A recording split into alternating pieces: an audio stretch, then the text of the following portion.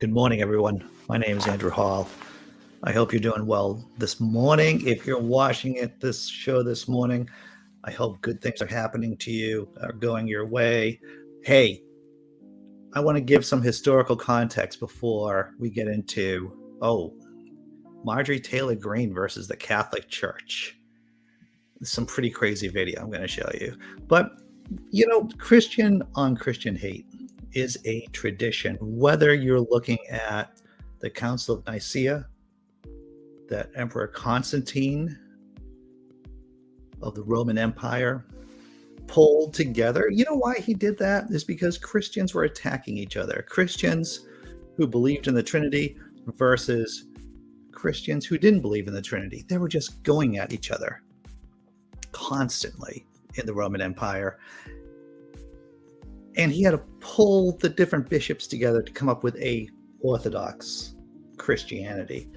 You look at the 30 Years' War, which bled Europe white, killed off, 1/3 of the German population between Catholics and Protestants. Even today, if you go to Northern Ireland, you'll see the peace walls, which basically separate Catholic from Protestant sections in that area of Great Britain.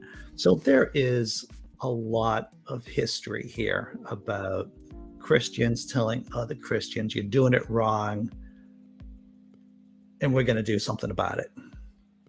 Let's take a look at the current edition of this craziness, everyone. Marjorie Taylor Greene rips Catholic Church for helping migrants. Satan's controlling the church. Where is it Satan? Is it Satan? If you ask Marjorie Taylor Greene, it's either the Jewish space lasers or it's Satan. Maybe it's Satan controlling the Jewish space lasers. I don't know. Representative Marjorie Taylor Greene tore into the Catholic Church in a recent interview with right-wing activist Michael Voris of Church Militant.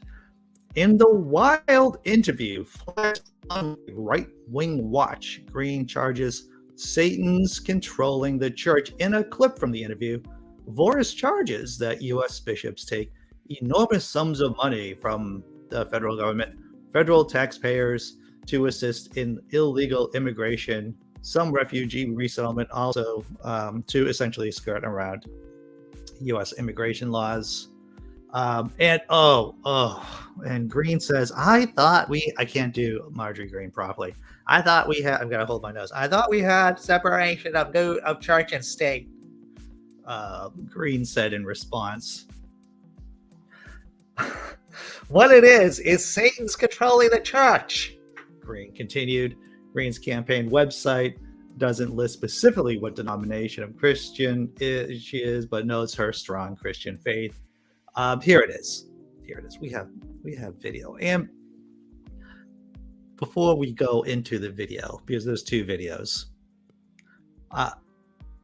for those of you who know anything about Marjorie Taylor Greene, she is not an advocate of church-state separation. Let's take a look at this little bit I got from I think it was from the Chicago Tribune. All the links in the description below, everyone. Omar and Tlaib in February 2019, Greene appeared in an online video filmed at the U.S. Capitol, arguing that Democratic reps Omar of Minnesota and Rashida Tlaib of Michigan weren't really official members of Congress because they didn't take the oath of office on the Bible.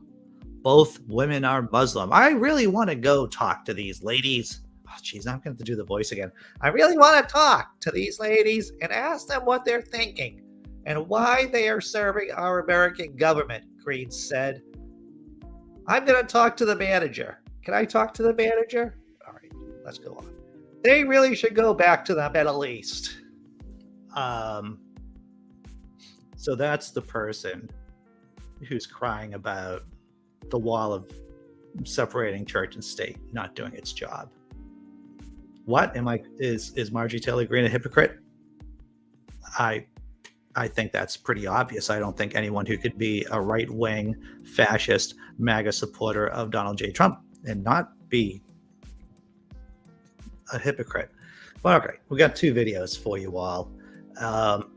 And let's take a look at this one. What, have you been trigger warned enough? There's been enough trigger warning that you're actually going to see Marjorie Taylor Greene. And I did notice that she has a pretty pronounced schnoz. It looks like she has a pretty good size nose in this. Of Catholic relief charities and services, they should be all in support of that. They should be in support of United States politicians holding these other countries accountable for all the American taxpayer dollars that flood into their countries.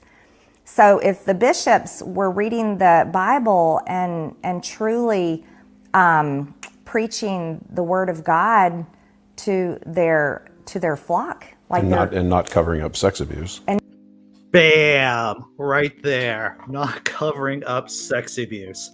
Wow, I feel conflicted, and I don't know if any of you feel conflicted when a Catholic fascist and a non-denominational Protestant fascist like Marjorie Taylor Greene and me and I agree that the Catholic Church should be focusing in on rooting out pedophiles in the Catholic Church. I feel dirty inside. Not covering up child sex abuse and pedophilia, yes, that would be, loving one another would have the true meaning, and not the perversion and the twisted lie that they're making it to be. Okay, so that was video number one of that, and once again, I feel a little dirty thinking to myself, well, I think I kind of agree with these two idiots that the Catholic Church should be cleaning up its act about Catholic sex abuse. Here's the second video, everyone. It just gets crazier. She opens up with the Satan is controlling the church. Here it is. Satan's controlling the church. The church is not doing its job, and it's not adhering to the teachings of Christ, and it's not adhering to what the Word of God says we're supposed to do and how we're supposed to live. And what they're doing by saying, oh, we have to love these people and take. What is really just shows you the hatred of right-wing Republicans. Is that redundant? I guess that's redundant. Is that she can't even say that we should love each other, that we should love the less fortunate. She can't even, it's almost as if she cannot say that with her mouth without being sarcastic. Take care of these migrants and love one another. This is loving one another. Yes, we are supposed to love one another, but. And I just want to say also, I was watching Game of Thrones, and Ned Stark, one of the main characters, said, you know, my dad told me that whenever there's a sentence with the word but in the middle of it, everything before the word but is bullshit. And here it comes. Their definition of what love one another means destroying our laws. It means completely perverting what our Constitution says.